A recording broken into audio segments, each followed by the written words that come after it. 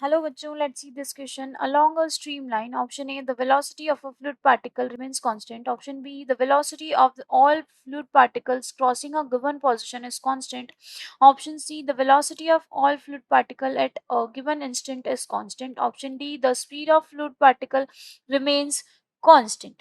चलिए देखो, स्ट्रीमलाइन क्या होता है? स्ट्रीमलाइन फ्लो वो होता है जहाँ पे एक कोई सा भी अगर मैं पॉइंट लेती हूँ at any given point, the velocity of each particle, fluid particle या फिर each fluid particle remains constant. ठीक है, तो यहाँ क्या हो जाएगा? यहाँ मैं स्ट्रीमलाइन फ्लो के लिए अगर बात करती हूँ, स्ट्रीमलाइन फ्लो की अगर मैं बात करूँ तो वो मैं क्या बोलूँगी?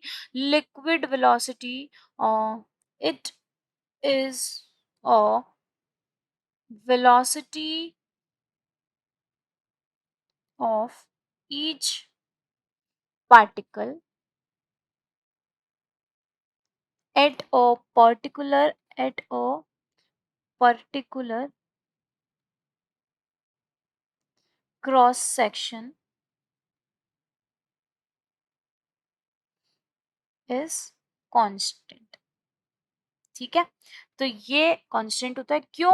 क्योंकि हम बात करते हैं A V equals to constant की बात करते हैं। A V equals to constant, ये कौन सा हम बात करते हैं? ये लॉ होता है हमारा लॉ ऑफ कॉन्टिन्यूटी होता है। लॉ ऑफ कॉन्टिन्यूटी की वजह से ये ए वी यहाँ कांस्टेंट होता है दो क्रॉस सेक्शनल एरिया के बीच में, between two cross section of a tube of a flow. इस वजह से क्या हो जाएगा यहाँ पे, अगर मैं बात करती हूँ कि जो हमारी जो वेलोसिटी होती है, एक स्ट्रीमलाइन की बात करें तो वो क्या होती है? कांस्टेंट होती है।